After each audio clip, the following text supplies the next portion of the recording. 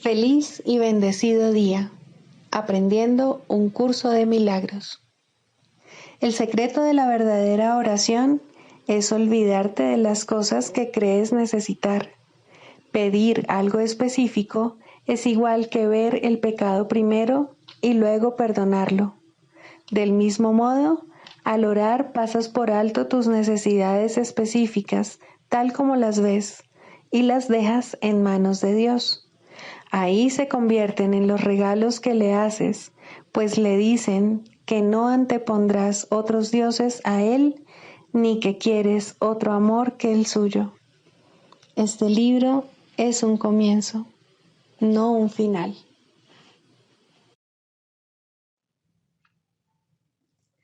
Del prefacio, que postula, párrafo 2. El mundo de la percepción, por otra parte, es el mundo del tiempo, de los cambios, de los comienzos y de los finales. Se basa en interpretaciones, no en hechos. Es un mundo de nacimientos y muertes, basado en nuestra creencia en la escasez, en la pérdida, en la separación y en la muerte. Es un mundo que aprendemos en vez de algo que se nos da. Es selectivo en cuanto al énfasis perceptual, inestable en su modo de operar e inexacto en sus interpretaciones. Introducción. Este es un curso de milagros. Es un curso obligatorio. Solo el momento en que decides tomarlo es voluntario. Tener libre albedrío no quiere decir que tú mismo puedas establecer el plan de estudios. Significa únicamente que puedes elegir lo que quieres aprender en cualquier momento dado. Este curso no pretende enseñar el significado del amor, pues eso está más allá de lo que se puede enseñar. Pretende, no obstante, despejar los obstáculos que impiden experimentar la presencia del amor, el cual es tu herencia natural. Lo opuesto al amor es el miedo, pero aquello que todo lo abarca no puede tener opuestos. Este curso puede, por lo tanto, resumirse muy simplemente de la siguiente manera. Nada real puede ser amenazado. Nada irreal existe. En esto radica la paz de Dios.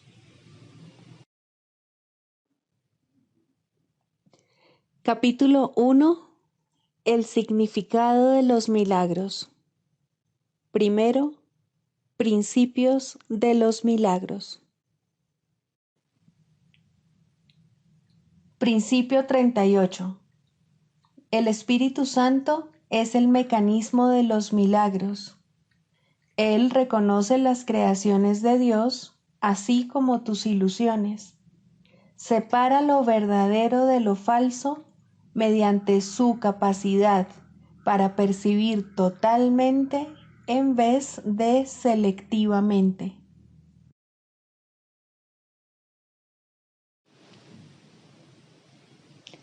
Capítulo 16. El perdón de las ilusiones.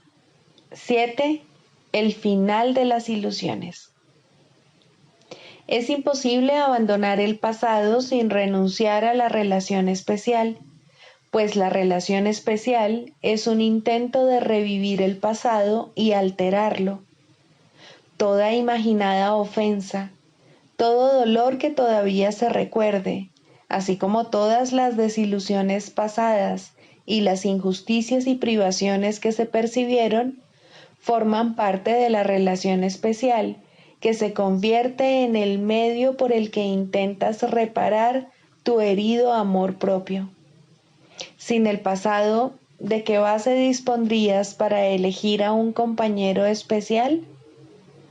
Toda elección al respecto se hace por razón de algo malo que ocurrió en el pasado, a lo que aún te aferras y por lo que otro tiene que pagar. La relación especial es una venganza contra el pasado. Al tratar de eliminar todo sufrimiento pasado, pasa por alto el presente, pues está obsesionada con el pasado y comprometida totalmente a él. Ninguna relación especial se experimenta en el presente. Sombras del pasado la envuelven y la convierten en lo que es. No tiene ningún significado en el presente, y si no significa nada en el ahora, no significa nada en absoluto. ¿Cómo ibas a poder cambiar el pasado salvo en fantasías? ¿Y quién te puede dar aquello de lo que según tú se te privó en el pasado? El pasado no es nada. No trates de culparlo por tus privaciones, pues el pasado ya pasó. En realidad es imposible que no puedas desprenderte de lo que ya pasó. Debe ser, por lo tanto, que estás perpetuando la ilusión de que todavía está ahí porque crees que sirve para algún propósito que quieres ver realizado. Y debe ser también que ese propósito no puede realizarse en el presente, sino solo en el pasado. No subestimes la intensidad del deseo del ego por vengarse del pasado. El ego es absolutamente cruel y completamente demente. Se acuerda de todo lo que hiciste que lo ofendió e intenta hacer que pagues por ello. Las fantasías que lleva a las relaciones que ha escogido para exteriorizar su odio son fantasías de tu destrucción, pues el ego te guarda rencor por el pasado, y si te escapas del pasado, se vería privado de consumar la venganza que, según él, tan justamente mereces. Sin embargo, si no te tuviese a ti de aliado de tu propia destrucción, el ego no podría utilizar el pasado contra ti. En la relación especial permites tu propia destrucción. Que eso es demente es obvio. Lo que no es tan obvio es que el presente no te sirve de nada mientras persigas el objetivo del ego como aliado suyo. El pasado ya pasó. No intentes conservarlo en la relación especial que te mantiene encadenado a él y que quiere enseñarte que la salvación se encuentra en el pasado y que por eso necesitas volver a él para encontrarla. No hay fantasía que no encierre un sueño de represalias por lo ocurrido en el pasado. ¿Qué prefieres, exteriorizar ese sueño o abandonarlo? No parece que lo que buscas en la relación especial sea la venganza, y ni siquiera cuando el odio y la crueldad se asoman fugazmente, se quebranta seriamente la ilusión de amor. Sin embargo, lo único que el ego jamás permite que llegue a tu conciencia es que la relación especial es la exteriorización de tu venganza contra ti mismo. ¿Qué otra cosa podría ser? Cuando vas en busca de una relación especial, no buscas la gloria dentro de ti. Has negado que se encuentre en ti y la relación se convierte en su sustituto. La venganza pasa a ser aquello con lo que sustituyes la expiación, y lo que pierdes es poder escaparte de la venganza. Frente a la demente noción que el ego tiene de la salvación, el Espíritu Santo te ofrece dulcemente el instante santo. Hemos dicho antes que el Espíritu Santo tiene que enseñar mediante comparaciones y que se vale de opuestos para apuntar hacia la verdad. El instante santo es lo opuesto a la creencia fija del ego de que la salvación se logra vengando el pasado. En el instante santo se comprende que el pasado ya pasó y que, con su pasar, el impulso de venganza se arrancó de raíz y desapareció. La quietud y la paz de la hora te envuelven con perfecta dulzura. Todo ha desaparecido, excepto la verdad. Puede que por algún tiempo todavía trates de llevar ilusiones al instante santo, obstaculizando así el que seas plenamente consciente de la absoluta diferencia que existe con respecto a todo entre tu experiencia de la verdad y tu experiencia de la ilusión. Mas no seguirás tratando de hacer eso por mucho más tiempo. En el instante santo el poder del Espíritu Santo prevalecerá, porque te habrás unido a Él. Las ilusiones que cargas contigo debilitarán la experiencia que tienes de Él por algún tiempo, e impedirán que retengas la experiencia en tu mente. Mas el instante santo es eterno, y las ilusiones que tienes acerca del tiempo no impedirán que lo intemporal sea lo que es, ni que lo experimentes tal como es. Lo que Dios te ha dado, te lo dio de verdad, y no podrás sino recibirlo de verdad, pues los dones de Dios están desprovistos de toda realidad, a menos que tú los recibas. Recibirlos consuma su dación. Tú los recibirás porque su voluntad es darlos. Él dio el instante santo para que te fuese dado, y es imposible que no lo recibas, puesto que Él lo dio. Cuando Él dispuso que su Hijo fuese libre, su Hijo fue libre. En el instante santo se encuentra su recordatorio de que su Hijo será siempre exactamente como fue creado. Y el propósito de todo lo que el Espíritu Santo enseña es recordarte que has recibido lo que Dios te dio. No hay nada por lo que tengas que guardarle rencor a la realidad. Lo único que debes perdonar son las ilusiones que has albergado contra tus hermanos. Su realidad no tiene pasado, y lo único que se puede perdonar son las ilusiones. Dios no le guarda rencor a nadie, pues es incapaz de albergar ningún tipo de ilusión. Libera a tus hermanos de la esclavitud de sus ilusiones, perdonándolos por las ilusiones que percibes en ellos. Así aprenderás que has sido perdonado, pues fuiste tú quien les ofreció ilusiones. En el instante santo, esto es lo que se lleva a cabo por ti mientras estés en el tiempo, para de este modo brindarte la verdadera condición del cielo. Recuerda que siempre eliges entre la verdad y las ilusiones, entre la verdadera expiación que cura y la expiación del ego que destruye. Todo el poder y amor de Dios, sin límite alguno, te apoyarán a medida que busques únicamente el papel que te corresponde desempeñar en el plan de la expiación que procede de su amor. Sé un aliado de Dios y no del ego en tu búsqueda para descubrir cómo alcanzar la expiación. Con su ayuda basta, pues su mensajero sabe cómo restituirte el reino y hacer que todo tu interés en la salvación se centre en tu relación con Él.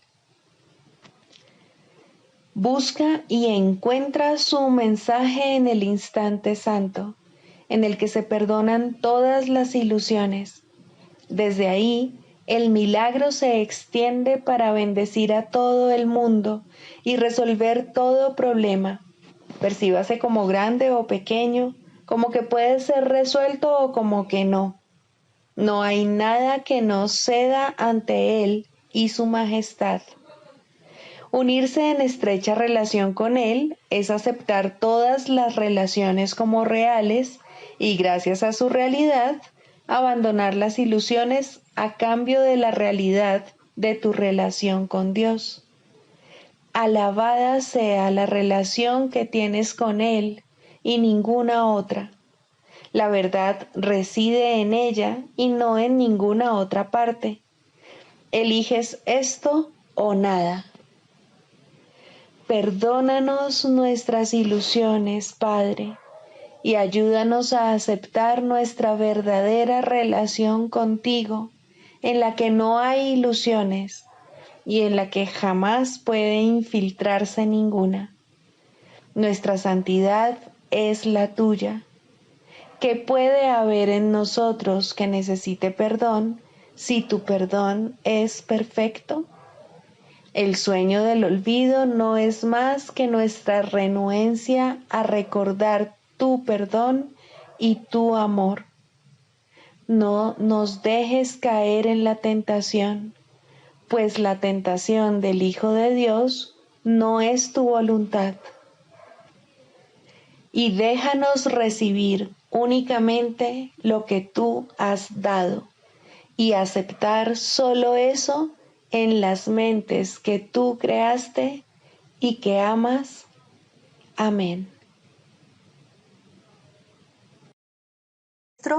Pregunta 4. ¿Cuáles son las características de los maestros de Dios? 1. Confianza. He aquí la base sobre la que descansa su capacidad para llevar a cabo su función. La percepción es el resultado de lo que se ha aprendido. De hecho, la percepción es lo que se ha aprendido, ya que causa y efecto nunca se encuentran separados. Los maestros de Dios tienen confianza en el mundo, porque han aprendido que no está regido por las leyes que el mundo inventó. Está regido por un poder que se encuentra en ellos, pero que no es de ellos. Este poder es el que mantiene todas las cosas a salvo. Mediante este poder, los maestros de Dios contemplan un mundo perdonado. Una vez que hemos experimentado ese poder, es imposible volver a confiar en nuestra insignificante fuerza propia. ¿Quién trataría de volar con las minúsculas alas de un gorrión cuando se le ha dado el formidable poder de un águila? ¿Y quién pondría su fe en las miserables ofrendas del ego cuando los dones de Dios se encuentran desplegados ante él? ¿Qué induce a los maestros de Dios a efectuar este cambio? A. Desarrollo de la confianza. En primer lugar, tienen que pasar por lo que podría calificarse como un periodo de deshacimiento. Ello no tiene por qué ser doloroso, aunque normalmente lo es. Durante este periodo parece como si nos estuviesen quitando las cosas, y raramente se comprende, en un principio, que estamos simplemente reconociendo su falta de valor. ¿De qué otro modo se iba a poder percibir lo que no tiene valor, a no ser que el perceptor estuviese en una posición desde la que no puede sino ver las cosas de otra manera? Aún no ha llegado al punto en el que puede efectuar el cambio interno totalmente. Por ello, el plan a veces requiere que se efectúen cambios en lo que parecen ser las circunstancias externas. Estos cambios son siempre beneficiosos. Una vez que el maestro de Dios ha aprendido esto, pasa a la segunda fase. Ahora el maestro de Dios tiene que pasar por un periodo de selección. Este periodo es siempre bastante difícil, pues al haber aprendido que los cambios que se producen en su vida son siempre beneficiosos, tiene entonces que tomar todas sus decisiones sobre la base de si contribuyen a que el beneficio sea mayor o menor. Descubrirá que muchas cosas, si no la mayoría de las que antes valoraba, tan solo obstruyen su capacidad para transferir lo que ha aprendido a las nuevas situaciones que se le presentan. Puesto que ha valorado lo que en verdad no vale nada, no generalizará la lección por temor a lo que cree que puede perder o deba sacrificar. Se necesita haber aprendido mucho para poder llegar a entender que todas las cosas, acontecimientos, encuentros y circunstancias son provechosos. Solo en la medida en que son provechosos, deberá concedérseles algún grado de realidad en este mundo de ilusiones. La palabra valor no puede aplicarse a nada más. La tercera fase por la que el maestro de Dios tiene que pasar podría llamarse periodo de renuncia. Si se interpreta esto como una renuncia a lo que es deseable, se generará un enorme conflicto. Son pocos los maestros de Dios que se escapan completamente de esta zozobra. No tiene ningún sentido, no obstante, separar lo que tiene valor de lo que no lo tiene, a menos que se dé el paso que sigue naturalmente. Por lo tanto, el periodo de transición tiene que ser un periodo en el que el Maestro de Dios se siente obligado a sacrificar sus propios intereses en aras de la verdad. Todavía no se ha dado cuenta de cuán absolutamente imposible sería una exigencia así. Esto solo lo puede aprender a medida que renuncia realmente a lo que no tiene valor. Mediante esa renuncia, aprende que donde esperaba aflicción, encuentra en su lugar una feliz despreocupación. Donde pensaba que se le pedía algo, se encuentra agraciado con un regalo. Ahora llega un periodo de asentamiento. Es este un periodo de reposo en el que el Maestro de Dios descansa razonablemente en paz por un tiempo. Ahora consolida su aprendizaje. Ahora comienza a ver el valor de transferir lo que ha aprendido de unas situaciones a otras. El potencial de lo que ha aprendido es literalmente asombroso, y el Maestro de Dios ha llegado a un punto en su progreso desde el que puede ver que en dicho aprendizaje radica su escape. Renuncia a lo que no quieres y quédate con lo que sí quieres. Qué simple es lo obvio y qué fácil. El Maestro de Dios necesita este periodo de respiro. Todavía no ha llegado tan lejos como cree, mas cuando está listo para seguir adelante, marcharán a su lado compañeros poderosos. Ahora descansa por un rato y los convoca antes de proseguir. A partir de ahí, ya no seguirá adelante solo. La siguiente fase es ciertamente un periodo de inestabilidad. El Maestro de Dios debe entender ahora que en realidad no sabía distinguir entre lo que tiene valor y lo que no lo tiene. Lo único que ha aprendido hasta ahora es que no desea lo que no tiene valor y que sí desea lo que tiene. Su propio proceso de selección, no obstante, no le sirvió para enseñarle la diferencia. La idea de sacrificio, tan fundamental en su sistema de pensamiento, imposibilitó el que pudiese discernir.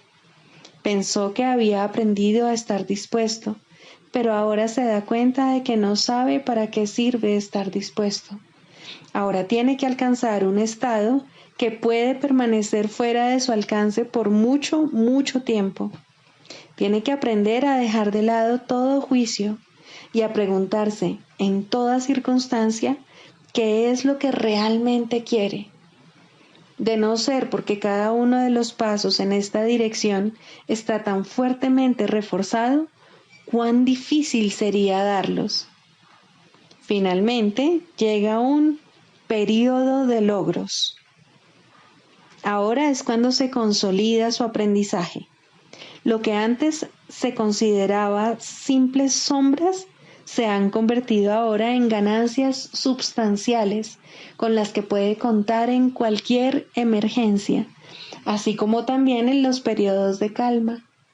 En efecto, el resultado de esas ganancias no es otro que la tranquilidad, el fruto de un aprendizaje honesto, de un pensamiento congruente y de una transferencia plena. Esta es la fase de la verdadera paz, pues aquí se refleja plenamente el estado celestial. A partir de ahí, el camino al cielo está libre y despejado y no presenta ninguna dificultad. En realidad, ya está aquí. ¿Quién iba a querer ir a ninguna otra parte si ya goza de absoluta paz?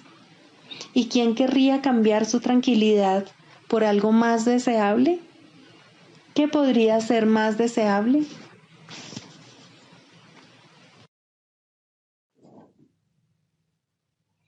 Libro de ejercicios. Introducción.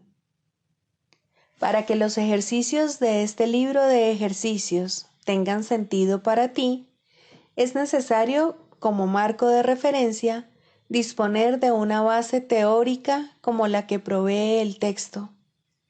Es la práctica de los ejercicios, no obstante, lo que te permitirá alcanzar el objetivo del curso.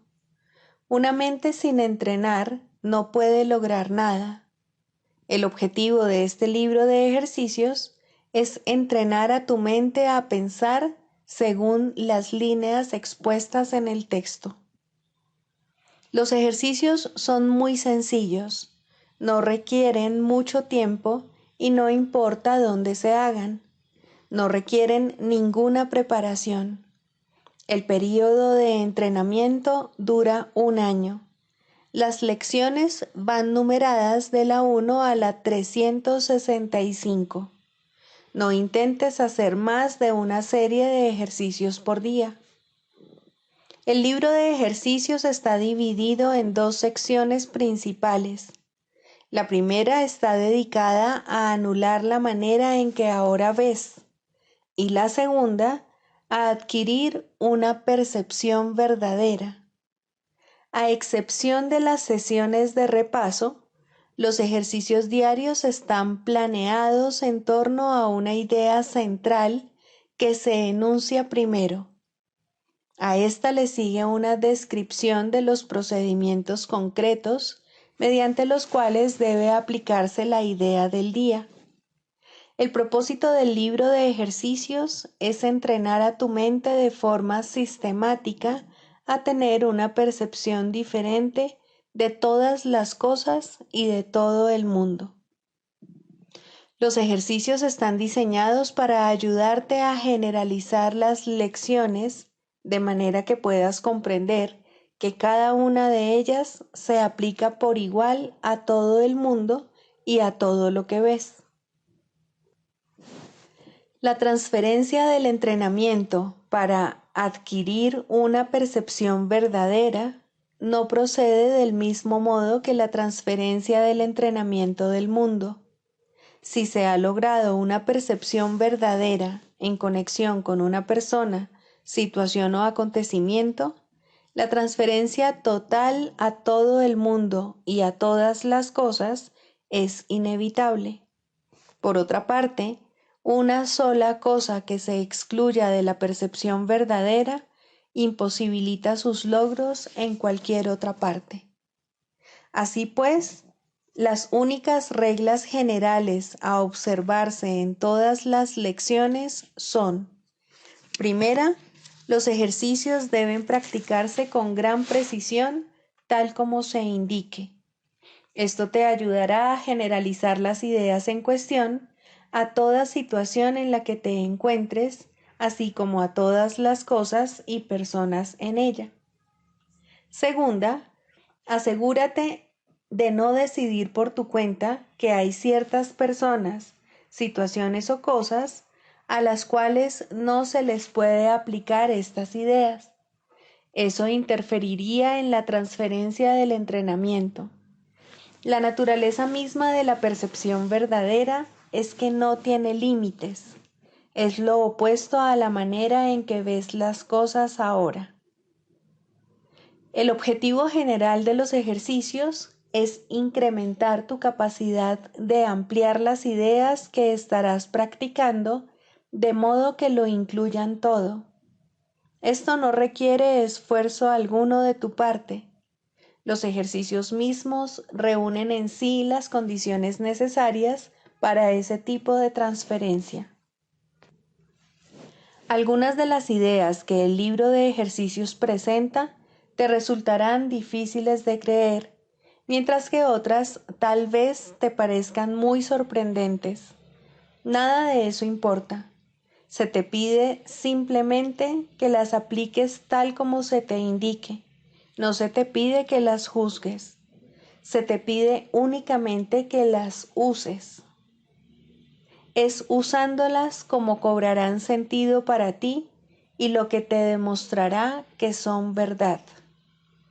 Recuerda solamente esto: no tienes que creer en las ideas, no tienes que aceptarlas Ni siquiera tienes que recibirlas con agrado.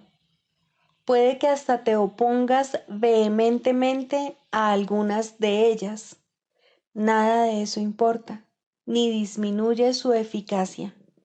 Pero no hagas excepciones al aplicar las ideas expuestas en el libro de ejercicios. Sean cuales sean tus reacciones hacia ellas, úsalas. No se requiere nada más. Libro de ejercicios. Primera parte. Lección 1. Nada de lo que veo en esta habitación, en esta calle, desde esta ventana, en este lugar, significa nada. Mira ahora lentamente a tu alrededor y aplica esta idea de manera muy concreta a todo lo que veas. Esa mesa no significa nada. Esa silla no significa nada. Esa mano no significa nada. Este pie no significa nada. Esta pluma no significa nada.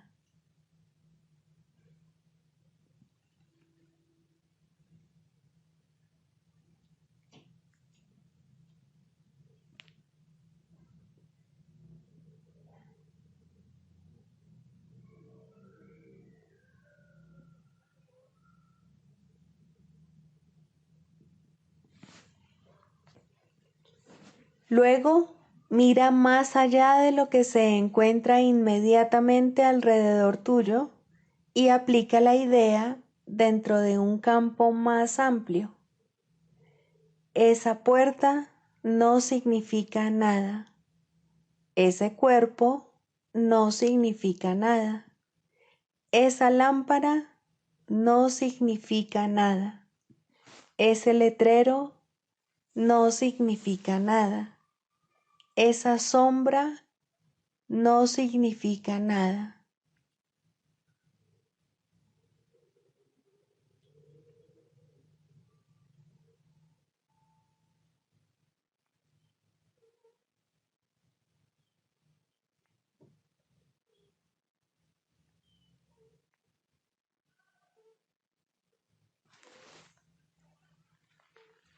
Observa que estas expresiones no siguen ningún orden determinado ni hacen distinción entre la clase de cosas a las que se aplican. Ese es el propósito del ejercicio. La afirmación debe aplicarse sencillamente a cualquier cosa que veas. Al practicar con la idea del día, hazlo con total imparcialidad. No trates de aplicarla a todo lo que se encuentre dentro de tu campo visual, pues estos ejercicios no deben convertirse en un ritual. Asegúrate solamente de no excluir nada en particular. Desde el punto de vista de la aplicación de la idea, una cosa es igual que cualquier otra. Las 3 primeras lecciones no deben hacerse más de 2 veces al día, preferiblemente una vez por la mañana y otra por la noche. No deben pasar de 1 minuto más o menos, a no ser que eso cause una sensación de premura. Una cómoda sensación de reposo es esencial.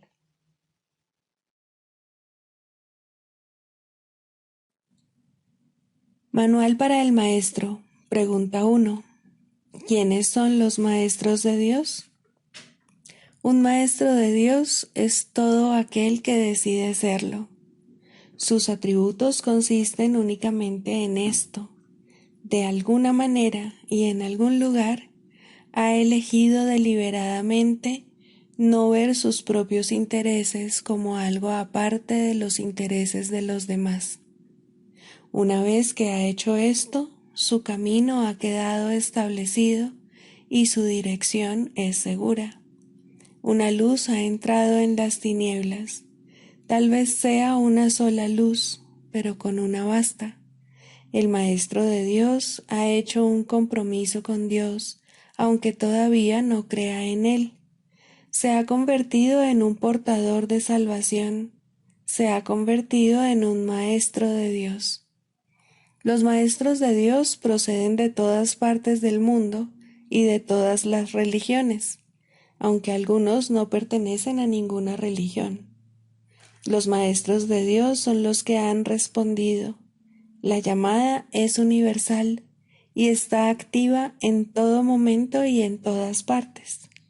Dicha llamada invoca a los maestros a que hablen en favor de ella y a que rediman el mundo. Muchos la oyen, pero muy pocos responden. Sin embargo, es solo cuestión de tiempo. Todo el mundo responderá al final, pero ese final puede estar muy, muy lejos. Esta es la razón por la que se estableció el plan de los maestros. Su función es ahorrar tiempo.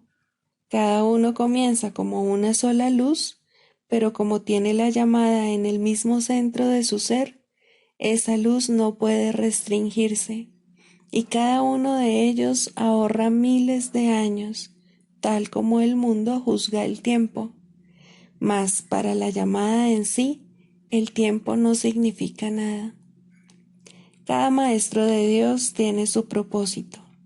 La estructura de éste varía enormemente, así como los medios particulares de enseñanza empleados.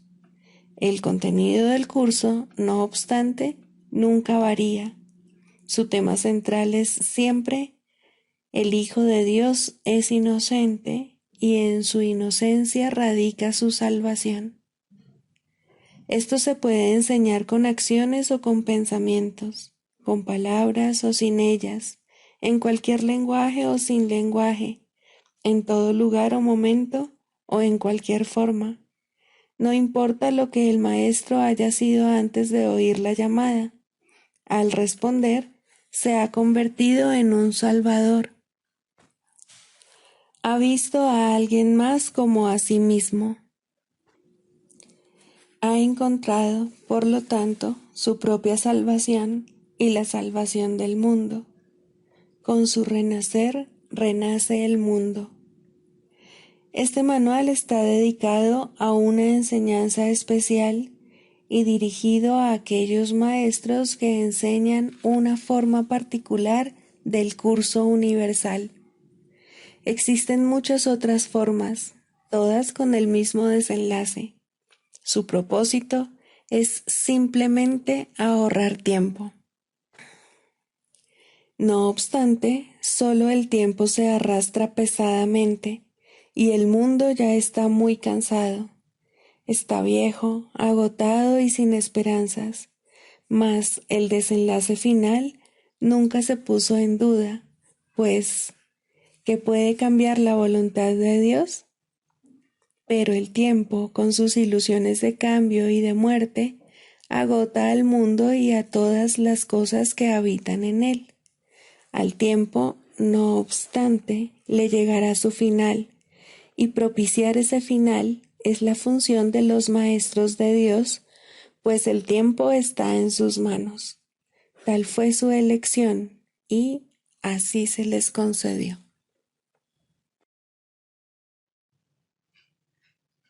Clarificación de términos. Mente, espíritu. El término mente se utiliza para representar el principio activo del espíritu, el cual le suministra a éste su energía creativa.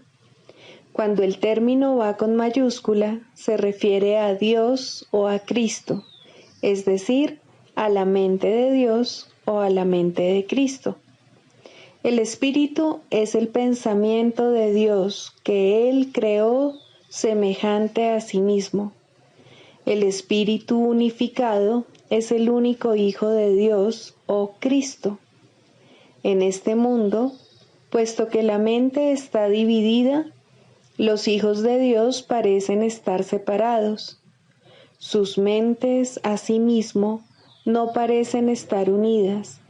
En ese estado ilusorio, el concepto de una mente individual parece tener sentido. En el curso, por lo tanto, se describe a la mente como si consistiera de dos partes, el espíritu y el ego. El espíritu es la parte que aún se mantiene en contacto con Dios a través del Espíritu Santo, quien, aunque mora en esa parte, también ve la otra. No se usa el término alma, excepto en citas directas de la Biblia, por ser un término sumamente polémico. En cualquier caso, sería un equivalente de espíritu, entendiéndose que, al formar parte del ámbito de Dios, es eterna y nunca nació. La otra parte de la mente es completamente ilusoria y solo teje ilusiones. El espíritu conserva su potencial creativo, pero su voluntad, que es la de Dios, parecerá estar cautiva mientras la mente no esté unificada. La creación continúa imperturbable porque esa es la voluntad de Dios. Dicha voluntad está siempre unificada y por lo tanto no tiene significado en este mundo, no tiene grados ni opuestos. La mente puede gozar de rectitud o estar errada dependiendo de la voz que escuche. La mentalidad recta escucha al Espíritu Santo, perdona al mundo y en su lugar ve el mundo real a través de la visión de Cristo. Esta es la visión final, la última percepción, la condición en la que Dios mismo da el paso final. Ahí, al tiempo y a lo ilusorio les llega su fin. La mentalidad errada escucha al ego y teje ilusiones, percibe el pecado, justifica la ira y considera que la culpabilidad, la enfermedad y la muerte son reales. Tanto este mundo como el mundo real son ilusorios, pues la mentalidad recta simplemente pasa por alto o perdona lo que nunca ocurrió. Por lo tanto, la mentalidad recta no es la mentalidad uno de la mente de Cristo, cuya voluntad es una con la de Dios.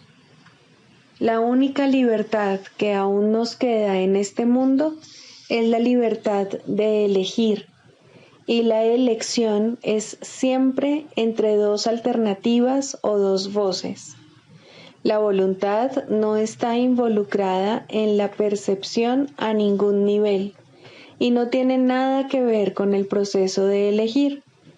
La conciencia es el mecanismo receptor, el cual recibe mensajes tanto del plano superior como del inferior, del Espíritu Santo o del ego. La conciencia tiene niveles y puede cambiar drásticamente de uno a otro, pero no puede trascender el dominio de lo perceptual. En su nivel más elevado, se vuelve consciente del mundo real y puede ser entrenada para hacer eso cada vez con mayor frecuencia. Sin embargo, el hecho mismo de que tenga niveles y de que pueda ser entrenada demuestra que no puede alcanzar el conocimiento. Psicoterapia. Primero, el propósito de la psicoterapia. Muy sencillamente, el propósito de la psicoterapia es eliminar los obstáculos a la verdad. Su objetivo es ayudar al paciente a abandonar su fijo sistema ilusorio y comenzar a reconsiderar las espurias relaciones causa-efecto sobre las cuales descansa este sistema. Nadie en este mundo se escapa del miedo, pero todo el mundo puede reconsiderar sus causas y aprender a evaluarlas correctamente. Dios ha dado a todo el mundo un maestro cuya sabiduría y ayuda sobrepasan ampliamente cualesquiera contribuciones que un terapeuta terrenal pueda proveer. Sin embargo, hay momentos y situaciones en las cuales una relación terrenal paciente-psicoterapeuta se convierte en la manera a través de la cual él ofrece sus más grandes regalos a ambos. ¿Qué mejor propósito podría una relación tener que el de invitar al Espíritu Santo a entrar en ella y dar su propio gran regalo de regocijo? ¿Qué más alta meta podría haber para cualquiera que la de aprender a invocar a Dios y escuchar su respuesta? ¿Y qué objetivo más trascendente puede haber que el de evocar el camino, la verdad y la vida y recordar a Dios? Ayudar en esto es el propósito correcto de la psicoterapia. ¿Podría algo ser más santo? Pues la psicoterapia, entendida correctamente, enseña el perdón y ayuda al paciente a reconocerlo y a aceptarlo. Y en su sanación, el terapeuta se perdona junto con él. Todo el que necesita ayuda, sin importar la forma de su sufrimiento, se está atacando a sí mismo y como consecuencia de ello, la paz de su mente está sufriendo. Estas tendencias a menudo se describen como autodestructivas y con frecuencia el paciente mismo las percibe de esa forma. De lo que no se da cuenta y lo que necesita aprender es que ese yo que puede atacar y también ser atacado es un concepto que él ha fabricado.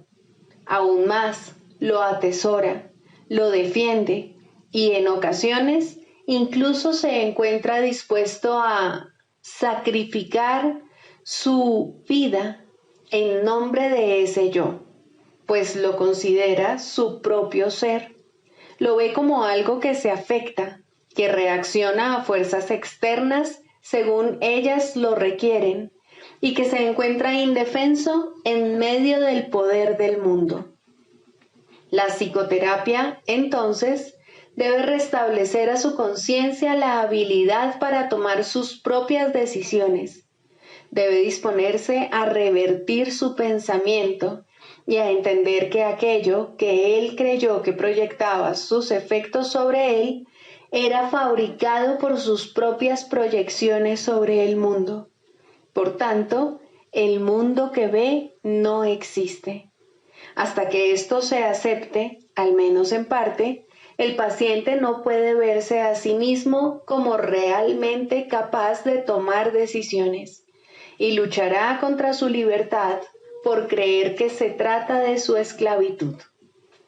El paciente no necesita pensar que la verdad es Dios para tener progresos en la salvación, pero debe comenzar a separar la verdad de la ilusión al reconocer que no son lo mismo y al estar paulatinamente más dispuesto a ver las ilusiones como falsas y a aceptar la verdad como tal. Su maestro lo conducirá desde ahí, tan lejos como se encuentre dispuesto a llegar. La psicoterapia solo puede ahorrarle tiempo. El Espíritu Santo usa el tiempo como lo considera mejor, y Él nunca se equivoca. La psicoterapia, bajo su dirección, es uno de los medios que usa para ahorrar tiempo y para preparar maestros adicionales para su obra. La ayuda que Él comienza y dirige no tiene fin. Cualquiera que sea la ruta que Él elija, toda psicoterapia finalmente conduce a Dios. Pero eso se le deja a Él. Todos somos sus psicoterapeutas, pues quiere que todos seamos sanados en Él. El canto de la oración. Segundo, la escalera de la oración. La oración no tiene principio ni fin, es parte de la vida, pero sí cambia de forma y crece a medida que uno va aprendiendo hasta que alcanza su estado amorfo y se funde en una comunicación total con Dios. En su aspecto peticionario, no necesita apelar a Dios, que de hecho rara vez se hace, y ni siquiera entraña creencia alguna en Él. En estos niveles, la oración es un simple desear que surge de un sentido de carencia y escasez. Estas formas de oración o de pedir desde la necesidad siempre entrañan un sentimiento de debilidad e insuficiencia. Nadie, pues, que esté seguro de su identidad, podría orar de esta manera. Pero no es menos cierto que nadie que no tenga certeza sobre su identidad puede evitar hacerlo. La oración es tan continua como la vida. Todo el mundo ora sin cesar. Pide y ya has recibido, pues has determinado qué es lo que quieres. Es posible, asimismo, alcanzar una forma más elevada de pedir desde la necesidad, puesto que en este mundo la oración es reparadora y, por lo tanto, entraña niveles de aprendizaje. En este caso, la petición puede ser dirigida a Dios con verdadera fe, pero aún sin comprensión. Por lo general, se ha alcanzado un vago y con frecuencia inestable sentido de identificación con Él, pero tiende a estar desenfocado por un sentimiento de pecado profundamente arraigado. En este nivel es posible que se sigan pidiendo cosas mundanas en variedad de formas, como también es posible pedir dones tales como la bondad o la honestidad y, en particular, perdón para las muchas fuentes de culpa que inevitablemente yacen bajo cualquier oración procedente de la necesidad. Sin culpa no hay escasez. Quien está libre de pecado no tiene necesidades. En este nivel surge también esa curiosa contradicción de términos conocida como orar por nuestros enemigos. La contradicción no se encuentra en las palabras mismas, sino más bien en la manera en que usualmente se interpretan. Mientras creas tener enemigos, habrás limitado tu oración a las leyes del mundo y habrás limitado también tu capacidad para recibir y para aceptar a esos mismos estrechos márgenes. Sin embargo, si tienes enemigos, tienes necesidad de oración y una gran necesidad, por cierto. Entonces, ¿qué significa realmente la frase? Significa que debes orar por ti para que no busques aprisionar a Cristo y así perder el reconocimiento de tu propia identidad. No traiciones a nadie o te traicionarás a ti mismo. Un enemigo es el símbolo de un Cristo prisionero. ¿Y quién podría ser él sino tú mismo? Orar por los enemigos se convierte de este modo en una manera de orar por tu propia libertad. Ahora ha dejado de ser una contradicción. Se ha convertido en una declaración de la unidad de Cristo y el reconocimiento de su impecabilidad. Ahora se ha vuelto santa, pues reconoce al Hijo de Dios tal como fue creado. Nunca olvides que la oración, en cualquiera de sus niveles, es siempre para uno mismo. Si te unes a alguien en oración, lo haces parte de ti. El enemigo eres tú, al igual que eres el Cristo. Por ello, antes de hacerse santa, la oración es una elección. Tú no eliges por otro, solo puedes elegir por ti mismo. Ora verdaderamente por tus enemigos, pues en esto radica tu propia salvación. Perdónalos por tus pecados y serás realmente perdonado. La oración es una escalera que llega hasta el cielo. En lo alto se produce una transformación muy similar a la tuya, pues la oración es parte de ti. Las cosas de la tierra se dejan atrás y ya no se recuerdan más. No se hacen peticiones, puesto que nada falta. Se reconoce plenamente que la identidad en Cristo es algo eterno, incorruptible y más allá de todo cambio. La luz ha dejado de titilar y nunca se apagará. Ahora, sin necesidades de ninguna clase y revestida por siempre de la pura impecabilidad que es el regalo de Dios para ti, su Hijo, la oración puede convertirse otra vez en aquello para lo que se concibió, pues ahora se eleva cual canto de gratitud a tu Creador, sin palabras, pensamientos o vanos deseos, y sin necesidad de nada en absoluto. De este modo se extiende como estaba destinada a hacerlo, y por esta ofrenda Dios mismo da las gracias. Dios es la meta de toda oración, lo cual la hace eterna en vez de temporal. No tiene comienzo, pues la meta no ha cambiado jamás. La oración, en las formas que adopta inicialmente, es una ilusión, ya que no se necesita escalera alguna para llegar hasta aquello de lo que uno nunca se alejó. No obstante, la oración forma parte del perdón, mientras éste, que de por sí es una ilusión, continúe sin lograrse. La oración estará ligada al aprendizaje hasta que el objetivo del aprendizaje se haya alcanzado, y entonces todas las cosas se transformarán al unísono y retornarán libres de toda mancha a la mente de Dios. Al encontrarse más allá de lo que se puede aprender, este estado es indescriptible. Es necesario, no obstante, entender las etapas por las que hay que pasar para su obtención, si la paz ha de ser restaurada en el Hijo de Dios, quien vive ahora en la ilusión de la muerte y el temor de Dios.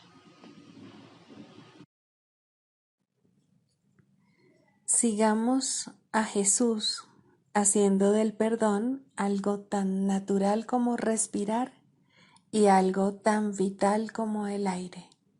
Amén.